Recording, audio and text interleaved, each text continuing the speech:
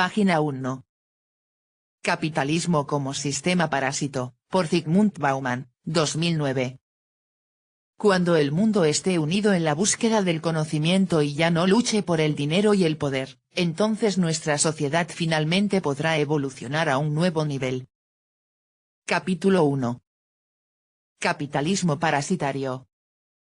Más allá de toda duda razonable, el reciente tsunami financiero demostró a millones de individuos convencidos, por el espejismo de la prosperidad ahora y para siempre, de que los mercados capitalistas y los bancos eran los métodos indiscutibles para la solución de los problemas que el capitalismo sobresale creando problemas, no resolviéndolos. TV escribe. En la estabilidad, las organizaciones y grupos humanos inician la búsqueda de mejores opciones, tienen espacio para reflexionar, para pensar con mejor enfoque. Si hay crisis, de ellas solo se benefician quienes están mejor parados, quienes tienen el poder y las armas. Un esclavista jamás permitirá que sus siervos o esclavos se reúnan para pensar, para definir el modo de salir de su miserable estado. Bauman escribe.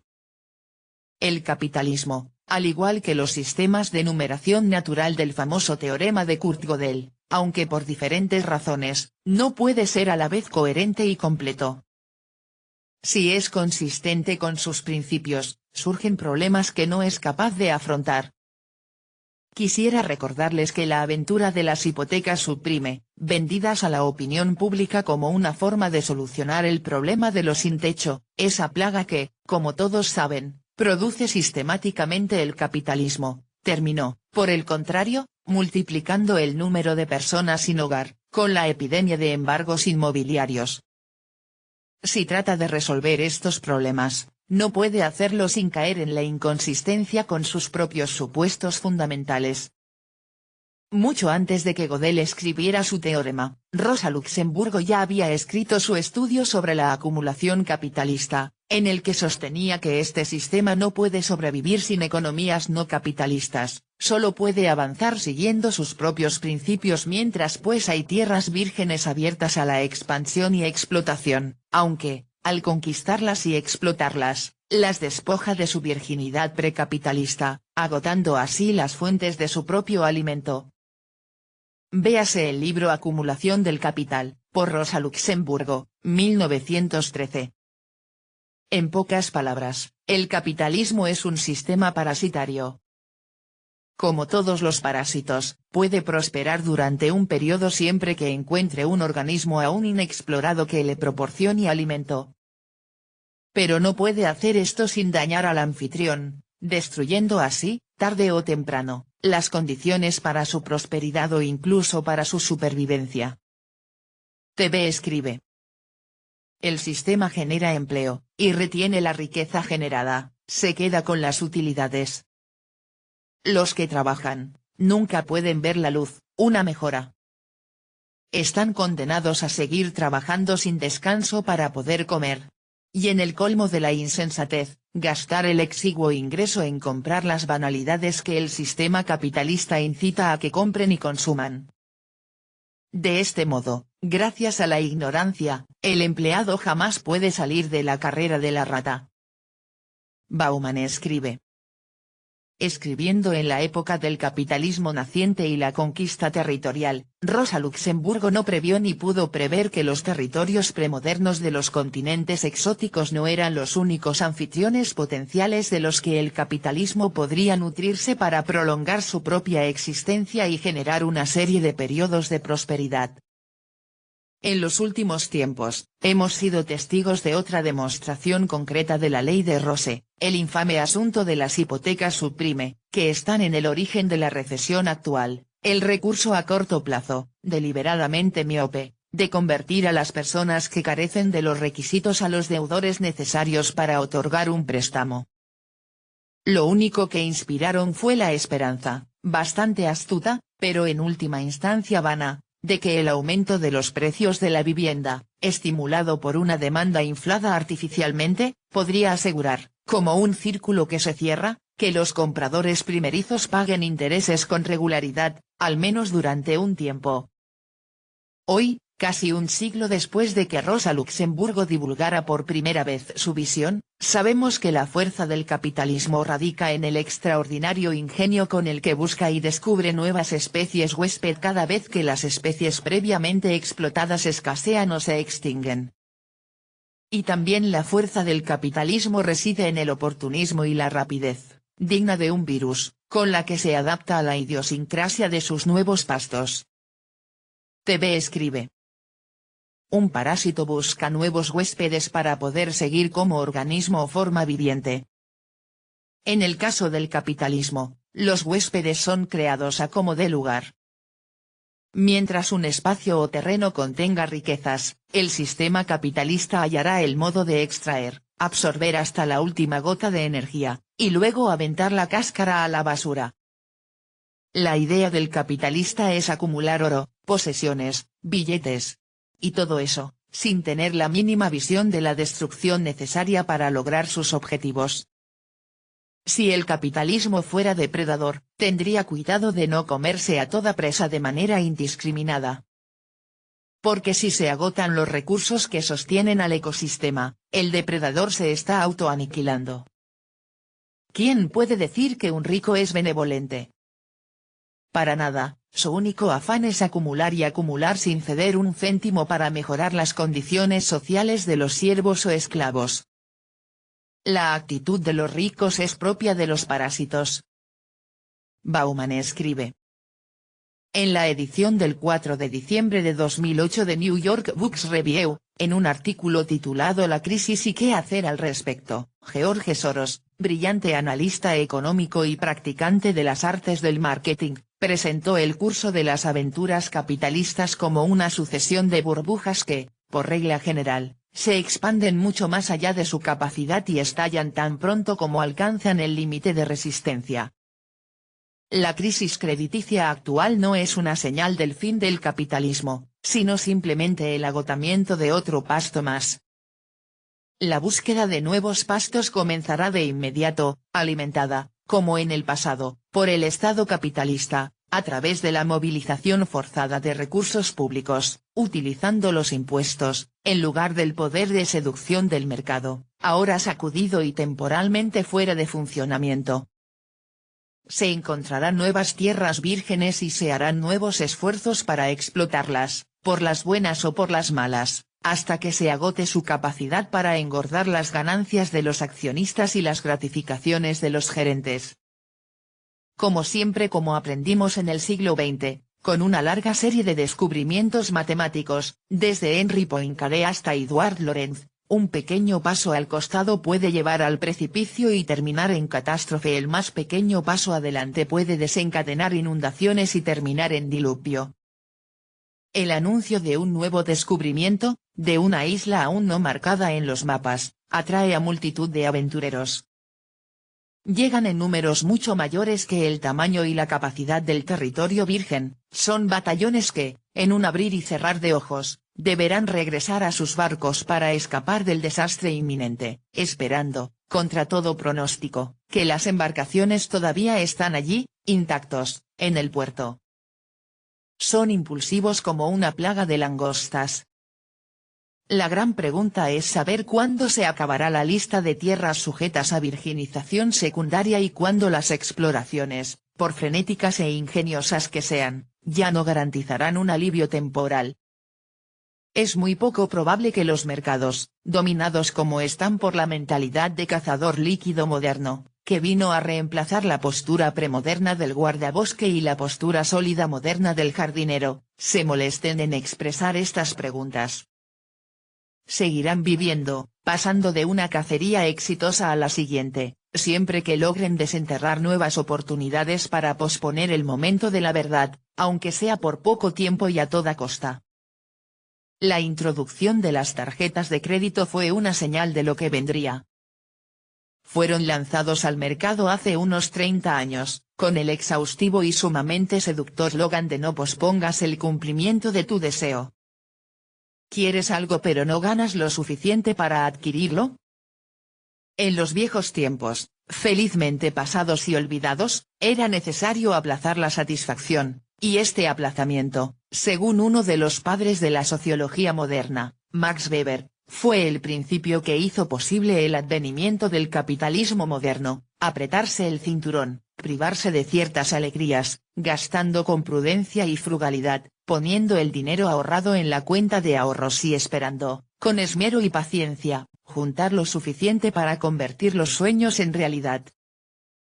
Gracias a Dios y a la benevolencia de los bancos, esto se acabó. TV escribe.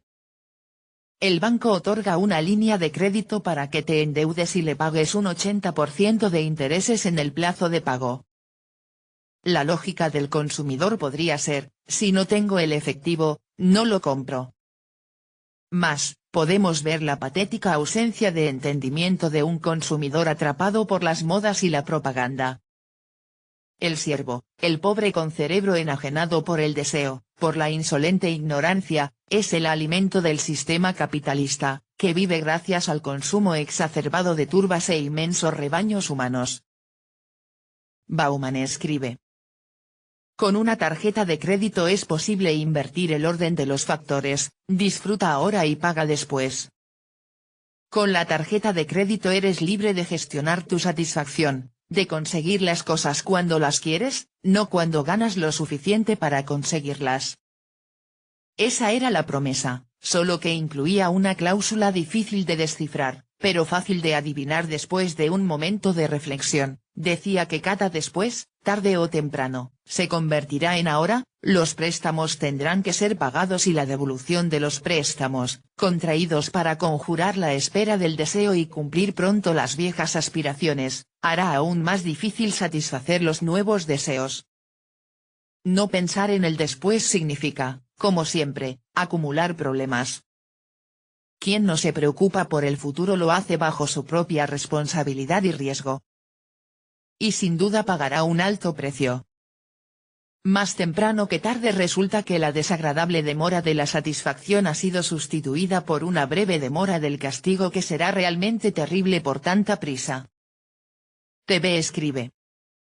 ¿Cómo puede considerarse que alguien es inteligente si por no posponer el deseo, tiene que pagar un precio terrible? El consumidor compulsivo e irracional no quiere saber nada del futuro, del valor futuro del dinero. Bauman escribe.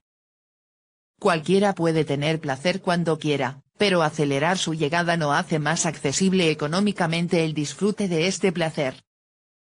Después de todo, lo único que podemos posponer es el momento en que nos demos cuenta de esta triste verdad. A pesar de lo amargo y perjudicial que es, esta no es la única pequeña cláusula adjunta a la promesa en mayúsculas de disfrute ahora, pague después. Para evitar que el efecto de las tarjetas de crédito y del crédito fácil se redujese a un beneficio que el prestamista solo obtiene una vez con cada cliente, la deuda contraída debía convertirse, y de hecho lo fue, en una fuente permanente de beneficio. ¿No puedes pagar tu deuda? Primero, ni siquiera tiene que intentarlo: la ausencia de deudas no es el estado ideal. En segundo lugar, no se preocupe, a diferencia de los prestamistas insensibles de antaño, ansiosos por recuperar su dinero en términos fijos y no renovables, nosotros, los prestamistas benévolos modernos, no queremos que nos devuelvan su dinero. Lejos de eso, ofrecemos más créditos para pagar la vieja deuda y todavía nos queda algo de dinero extra, es decir, algo de deuda extra, para pagar nuevas alegrías. Somos los bancos a los que les gusta decir sí. Sus bancos amigos. Los bancos, esa sonrisa, como rezaba una de sus campañas publicitarias más creativas. Lo que ninguna publicidad declaraba abiertamente, dejando la verdad a los más siniestros presentimientos de los deudores, era que los bancos acreedores realmente no querían que sus deudores pagaran sus deudas. Si pagaran diligentemente sus deudas, dejarían de ser deudores. Y son precisamente las deudas, los intereses cobrados mensualmente, las que los modernos y benévolos acreedores, además de muy ingeniosos, resolvieron y lograron transformar en la principal fuente de ganancias constantes. El cliente que paga puntualmente el dinero prestado es la pesadilla de un prestamista. TV escribe. El usuario totalero de cuentas por pagar de las tarjetas de crédito, solo está usado al banco y pagando las anualidades. Incluso, el cliente totalero, puede usar el dinero del banco para realizar pequeñas inversiones y el monto del crédito, devolverlo rápidamente para evitar los intereses. Bauman escribe. Las personas que se niegan a gastar el dinero que aún no han ganado, absteniéndose de pedirlo prestado, no son de utilidad para los prestamistas, como lo son las personas que, seguidas de la prudencia o de un honor ahora pasado de moda, se esfuerzan por pagar sus deudas a tiempo. Para asegurar su beneficio, así como el de sus accionistas, los bancos y las compañías de tarjetas de crédito confían más en el servicio continuo de las deudas que en su pago puntual. Para ellos, el deudor ideal es aquel que nunca paga por completo sus deudas. Las personas que tienen una cuenta de ahorro y no tienen tarjeta de crédito son vistas como un desafío para las artes del marketing, tierras vírgenes que claman por una explotación rentable. Una vez que se cultivan, es decir, se incluyen en el juego de préstamos, ya no se les puede permitir escapar, quedar en barbecho. Cualquiera que quiera pagar por completo sus deudas antes de la fecha límite debe pagar fuertes cargos. Se penaliza entonces, el pronto pago de los préstamos. El banquero, quiere ganar por todos lados. Hasta la reciente crisis crediticia, los bancos y las compañías de tarjetas de crédito estaban más que dispuestos a ofrecer nuevos préstamos a los deudores morosos para cubrir los intereses impagos de deudas anteriores. Una de las compañías de tarjetas de crédito más grandes de Gran Bretaña provocó un escándalo de corta duración, podemos estar seguros, cuando reveló el juego, negándose a emitir nuevas tarjetas de crédito a los clientes que pagaron sus deudas mensuales en su totalidad, sin incurrir, por lo tanto, en el pago de cargas financieras. Daré solo algunos ejemplos del impacto devastador de esta estrategia. Un periódico dominical británico publicó la historia de un hombre de 51 años que debía 58.000 libras esterlinas a 14 compañías de tarjetas de crédito y agencias financieras. Con la repentina subida de los precios de la gasolina, la electricidad y la calefacción, el hombre ya no pudo pagar los intereses de sus deudas. Aún lamentando, a posteriori, la ligereza que lo puso en tan desagradable situación, el hombre también se quejó de quien le había prestado el dinero. La culpa, dijo, era en parte de ellos, por haberlo hecho tan terriblemente fácil de conseguir esa deuda. En otro artículo publicado el mismo día, una pareja enumeró los numerosos recortes que tuvieron que hacer en el presupuesto familiar, además de su preocupación por su hija, ya muy endeudada, pero que cada vez que llegaba al tope de gasto en su tarjeta de crédito, recibió propuestas de nuevos préstamos de los acreedores. Según la pareja, los bancos que animan a los jóvenes a pedir dinero prestado para comprar y luego sacar préstamos aún mayores para cubrir deudas, son corresponsables de la lamentable situación en la que se encontraba su hija. En otro país, en el lejano Queensland australiano, Siobhan Healey, ahora de 23 años, obtuvo su primera tarjeta de crédito hace unos años y celebró ese día como el momento de su liberación. Ahora por fin era ella misma, libre de administrar sus propias finanzas, para decidir tus prioridades y adaptar la realidad a sus deseos. Al poco tiempo, solicitó y obtuvo una segunda tarjeta de crédito para cubrir las deudas contraídas con la primera. Pero la tan ansiada libertad financiera no tardó en pasar factura, más precisamente cuando descubrió que la segunda tarjeta no alcanzaba para pagar los intereses de la primera deuda. Acudió a un banco y pidió un préstamo para cubrir los cargos vencidos de las dos tarjetas, que para ese momento ya habían alcanzado la siniestra suma de $26.000 australianos. Aún así, siguiendo el ejemplo de sus amigos imprescindible para su generación, sacó un poco más de dinero para pagarse un viaje al extranjero. Ahora se dio cuenta, después de todo, que tenía pocas posibilidades de salir sola de este callejón, que pedir prestado más dinero no es la manera de pagar las deudas de uno. Y comentó, lamentablemente con 1 o 2 años de retraso, tuve que cambiar toda mi forma de pensar y aprender a ahorrar para comprar. TV escribe. Conocí a un técnico de una empresa, que, al acudir a un restaurante, no empezaba a comer hasta haber cubierto el monto de lo que iba a consumir. Esa era una regla de la congregación religiosa a la cual acudía, jamás apoderarse de algo, sin haber pagado por ello. La joven endeudada buscó la ayuda de un asesor financiero y especialista en renegociaciones de deuda para salir del precipicio. Pero, ¿pueden estas personas ayudarla a cambiar por completo su forma de pensar? Ya veremos. Pero es muy probable que el camino de Siobhan sea escalar. Ben Paris, portavoz de Debt Mediators Australia, una asociación de mediadores de crédito australianos, no se mostró sorprendido ni desconcertado. Comparó la historia de Siobhan e Haley con tratar de vaciar el mar con un balde, pero inmediatamente agregó que los jóvenes tienen la costumbre de endeudarse más allá de sus posibilidades. Y destacó que el caso de la joven australiana no es nada raro, cada año hablamos con 25.000 jóvenes en dificultades económicas y solo estamos viendo la punta del iceberg. En resumen, la crisis crediticia actual no es el resultado de la quiebra de un banco. Por el contrario, es el fruto totalmente predecible, aunque imprevisto, de su extraordinario éxito.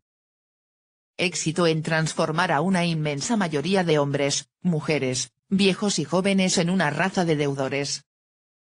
Han logrado su objetivo, una carrera de deudores eternos y la autoperpetuación de estar endeudado, ya que endeudarse más se ve como el único instrumento verdadero para salvar las deudas ya contraídas. TV escribe. Esto de las deudas desencadenada y el apego por el consumo de basura, no es culpa del sistema ni de los bancos, ni de los ricos, ni del diablo, ni de nada. Es que la gente en la actualidad, tiene un severo daño neuronal, no analiza, no estudia, no se prepara mentalmente, son como zombies, como ganado que come y deambula sin dirección por la estepa. Bauman escribe. Hoy, entrar en esta condición es más fácil que nunca en la historia humana, y escapar de esta condición nunca ha sido tan difícil. Todos los que podían convertirse en deudores y millones de personas que no podían ni debían ser inducidos a pedir prestado ya han sido enganchados y seducidos por la deuda. Como en todas las mutaciones anteriores del capitalismo, esta vez el Estado también participó en la creación de nuevos pastos por explorar. El presidente Clinton tomó la iniciativa de introducir las hipotecas subprime en Estados Unidos. Fueron garantizados por el gobierno, con el fin de ofrecer crédito, para la compra de una vivienda, a personas que carecían de medios para pagar la deuda contraída, y, por tanto, para transformar sectores de la población, hasta entonces inaccesibles a la explotación crediticia, en deudores. Pero, así como la desaparición de los descalzos supone un problema para la industria del calzado, la desaparición de las personas no endeudadas supone un desastre para la industria crediticia. Y la famosa predicción de Rosa Luxemburg volvió a ser cierta, una vez más, el capitalismo estuvo peligrosamente cerca del suicidio no deseado, logrando agotar las existencias de nuevas y lucrativas tierras. En los Estados Unidos, la deuda de los hogares promedio creció alrededor del 22% en los últimos 8 años, tiempos de prosperidad que parecían no tener precedentes. El monto total de las compras con tarjetas de crédito no canjeadas creció un 15%. Y la deuda, quizás aún más peligrosa, de los estudiantes universitarios, la futura élite política, económica y espiritual de la nación, se ha duplicado. Se animó a los estudiantes a vivir a crédito, a gastar dinero que, en el mejor de los casos, solo ganarían muchos años después. La formación en el arte de vivir endeudado ha sido incluida permanentemente en los planes de estudio de las escuelas nacionales. Gran Bretaña también se encontró en una situación muy similar. En agosto de 2008, la morosidad de los consumidores superó el Producto Interno Bruto total de Gran Bretaña. Las familias británicas deben más que todo lo que producen sus fábricas, granjas y oficinas. el resto de países europeos no se encuentran en una situación muy diferente. El planeta del banco está agotando la tierra virgen y ya se ha apropiado despiadadamente de vastas extensiones de tierra endémicamente yerma. TV escribe. Cuando la cantidad de gente endeudada rebase el límite, no habrá a quien prestar más, y no habrá manera de recuperar lo prestado. La codicia, la voracidad del sistema capitalista, que se devora a sí mismo, en una especie de autofagia, es una clara muestra de que la especie humana, es una especie con tremendo daño neuronal. Bauman escribe. Mientras escribo estas palabras, la historia parece estar lejos de una conclusión. A fines de 2008, Henry M. Paulson Jr., entonces secretario del Tesoro de los Estados Unidos encargado de la misión de sacar a su país, y por ende también al resto del planeta globalizado, del estancamiento financiero, declaró, el programa actual de $250 millones para adquisiciones de capital es una medicina fuerte para nuestras instituciones financieras. Más capital permitirá a los bancos soportar las pérdidas derivadas de la devaluación o venta de activos problemáticos. Y una mayor capitalización es fundamental para incrementar el crédito, elemento vital para la recuperación económica. Como vemos, ninguno de los supuestos o estrategias fallidas responsables de la crisis actual fue puesto a discusión por los poderes constituidos. En la mente de los que están en el poder, más crédito, es decir, la producción en masa de individuos endeudados, sigue siendo la clave para la prosperidad económica. Son solo los activos en problemas, no las instituciones en problemas, los que causan problemas, y para nuestra salvación, solo necesitamos una medicina, no una valiente intervención quirúrgica. Para no avergonzarse de las noticias que llegan directamente del foso de los leones, el ministro de Economía del Reino Unido, Alistair Darling, en el presupuesto de 2010, según la sobria valoración del Observer, un respetado e influyente organismo británico semanal, 4 días después del estadounidense del ministro, decidió gastar miles de millones a diestra y siniestra para garantizar la circulación del crédito.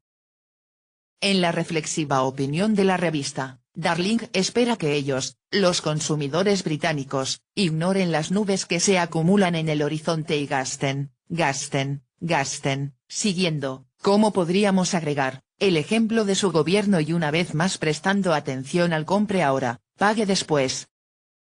Los informes sobre la muerte del capitalismo, como diría Mark Twain, son tremendamente exagerados. Y los obituarios de la fase crediticia de la historia de la acumulación capitalista son prematuros.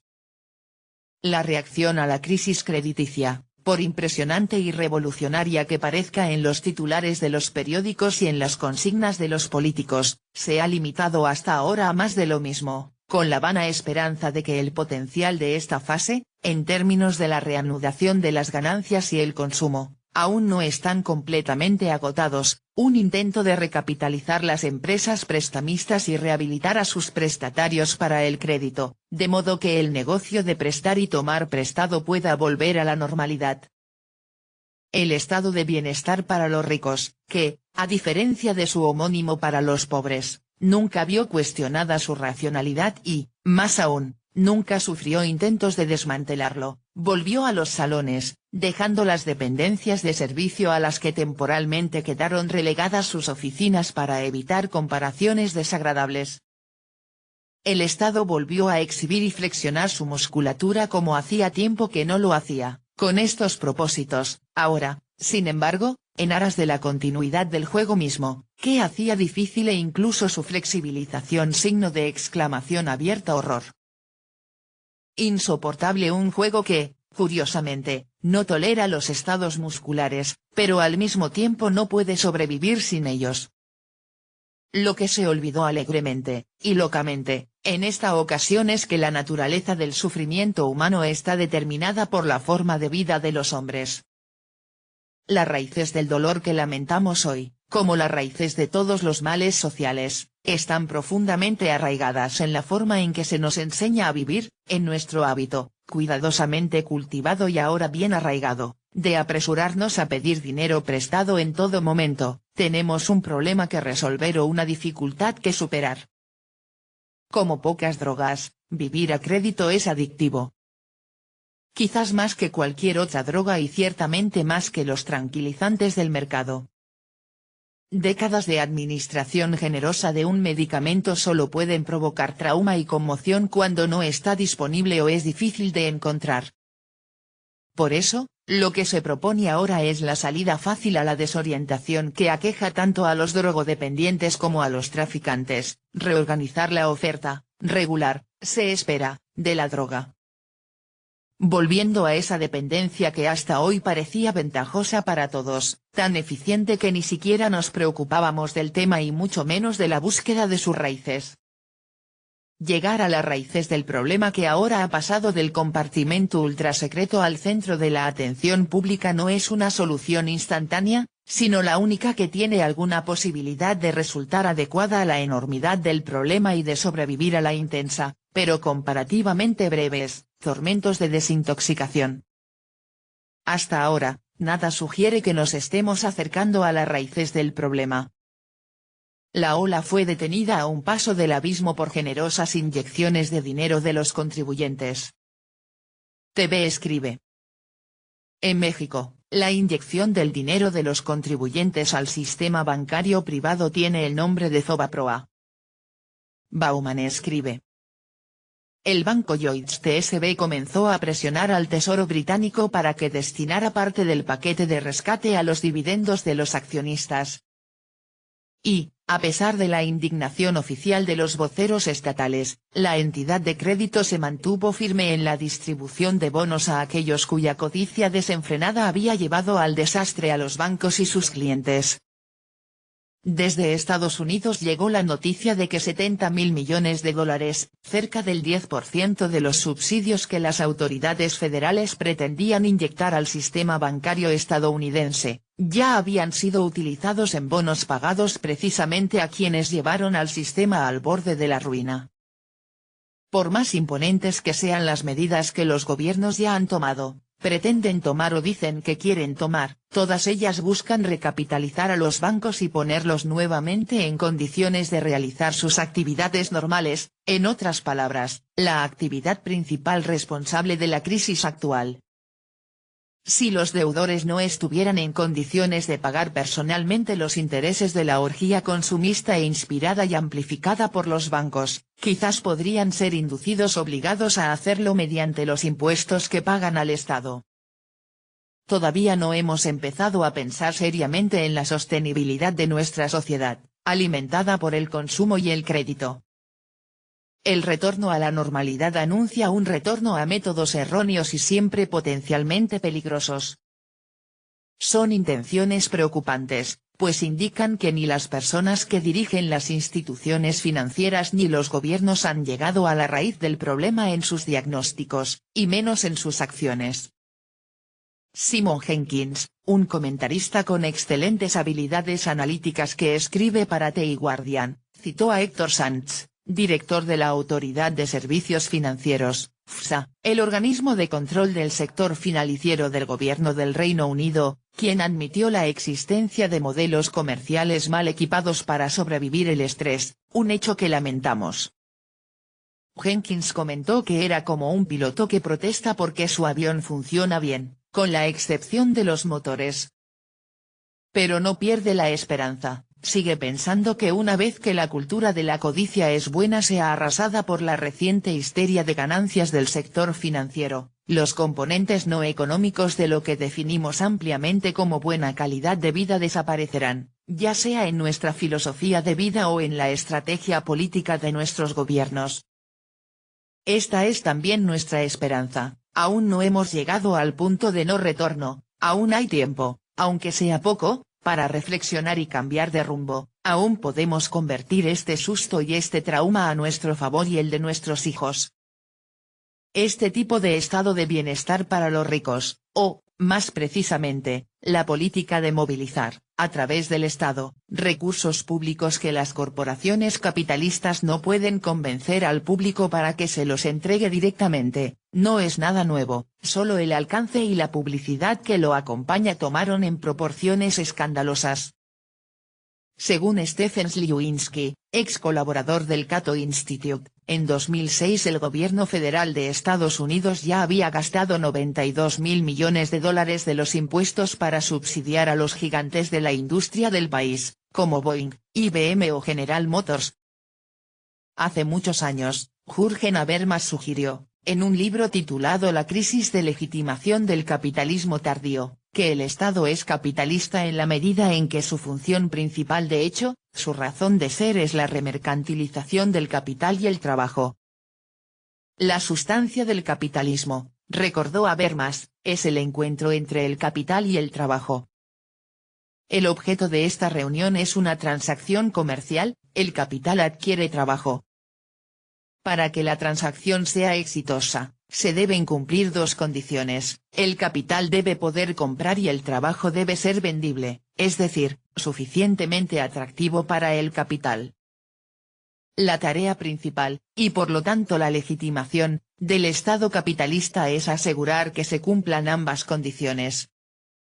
Por lo tanto, el Estado tiene dos cosas que hacer. Primero, subsidiar al capital si no tiene el dinero necesario para adquirir la fuerza productiva del trabajo. En segundo lugar, para garantizar que valga la pena comprar la mano de obra, es decir, que la mano de obra sea capaz de soportar la tensión del trabajo en una fábrica. Por lo tanto, la clase trabajadora debe ser fuerte, joven, gozar de buena salud, no desnutrirse y tener la formación necesaria en las habilidades y hábitos de comportamiento indispensables para el oficio industrial. Estos son gastos que los aspirantes a empresarios capitalistas difícilmente podrían afrontar si tuvieran que asumirlos, porque el costo de contratar trabajadores se volvería exorbitante. Habermas escribió en el ocaso de la sólida moderna sociedad de productores e interpretó, equivocadamente, como se verá más adelante, la evidente incapacidad de los estados para absorber las dos tareas necesarias para la supervivencia de esta sociedad como una crisis de legitimación de la sociedad capitalista. De hecho, lo que estaba ocurriendo era una transición de una sociedad sólida de productores a una sociedad líquida de consumidores. La principal fuente de acumulación capitalista pasó de la industria al mercado de consumo. Para mantener vivo el capitalismo, ya no era necesario remercantilizar el capital y el trabajo, haciendo viable la transacción de compraventa de este último, bastaban los subsidios estatales para que el capital vendiera los bienes y los consumidores los compraran. El crédito fue el dispositivo mágico para realizar, se esperaba, esta doble tarea. Y ahora podemos decir que, en la fase líquida de la modernidad, el Estado es capitalista cuando garantiza la disponibilidad continua de crédito y la habilitación continua de los consumidores para obtenerlo. Cuando los elefantes pelean, la hierba paga al pato. En la guerra entre dos pretendientes a la dictadura, la suerte de los pobres, los indolentes y los incapaces por otros motivos de alcanzar condiciones físicas y sociales de supervivencia termina, en la práctica, casi en el olvido. Pero presentar a las dos dictaduras como la principal oposición y el principal dilema de la sociedad contemporánea es un profundo error. Es fácil tomar las apariencias por realidad y las declaraciones por medidas concretas. En primer lugar, debe subrayarse que los dos elefantes, el Estado y el mercado, pueden pelear ocasionalmente entre sí, pero la relación normal y común entre ellos, en un sistema capitalista, ha sido de simbiosis. Pinochet en Chile, Syngman Rhee en Corea del Sur, Lee Kuan Yew en Singapur, Chiang Kai-shek en Taiwán, o los actuales gobernantes de China fueron o son dictadores de Estado en todo menos en el nombre, pero realizaron o realizan una notable expansión y rápido crecimiento del poder de los mercados. Si los países mencionados son actualmente ejemplos del triunfo del mercado, todo el mérito es de aquellas prolongadas dictaduras de Estado. Vale la pena recordar, además, que la acumulación inicial de capital conduce invariablemente a una polarización inédita y contestada de las condiciones de vida y provoca tensiones sociales explosivas. Para la clase empresarial y mercantil emergente, es necesario que estas tensiones sean reprimidas por un Estado poderoso, despiadado y coercitivo. La cooperación entre el Estado y el mercado bajo el capitalismo es la regla, el conflicto entre ellos, cuando sucede, es la excepción. En general, las políticas del Estado capitalista, dictatorial o democrático, se construyen y conducen en interés y no en contra de los intereses de los mercados. Su efecto principal, y previsto, aunque no declarado abiertamente, es respaldar, habilitar, garantizar la seguridad y la longevidad del dominio del mercado. El segundo elemento de la doble tarea de remercantilización antes mencionada, la remercantilización del trabajo, no es una excepción. Por muy fuertes que fueran las consideraciones morales que llevaron a la introducción del estado de bienestar, difícilmente habría nacido si los propietarios de las fábricas no se hubieran dado cuenta de que cuidar al ejército industrial de reserva, mantener a los reservistas en buena forma en caso de que fueran llamados servicio, fue una buena inversión, potencialmente rentable. Si el estado del bienestar hoy ve mermarse sus recursos, se desmorona o es deliberadamente desmantelado, es porque las fuentes de ganancia del capitalismo han sido desplazadas o han sido desplazadas de la explotación del trabajo manual a la explotación de los consumidores. Y también porque los pobres, despojados de los recursos necesarios para responder a las seducciones de los mercados de consumo, necesitan dinero, no los tipos de servicios que ofrece el estado de bienestar para volverse útiles según la concepción capitalista de utilidad. TV escribe: matar de hambre a las bestias de carga, no sirve para el granjero. Si el trabajador pierde capacidad de compra, no tendrá suficiente para la canasta básica, todo el sistema empieza a decaer, no hay clientes sanos. La solución es que haya más consumidores, que haya más gente, que nazcan más niños que vendrán a engrosar a los ejércitos de pobres, de vidas que van de paso. Página 19.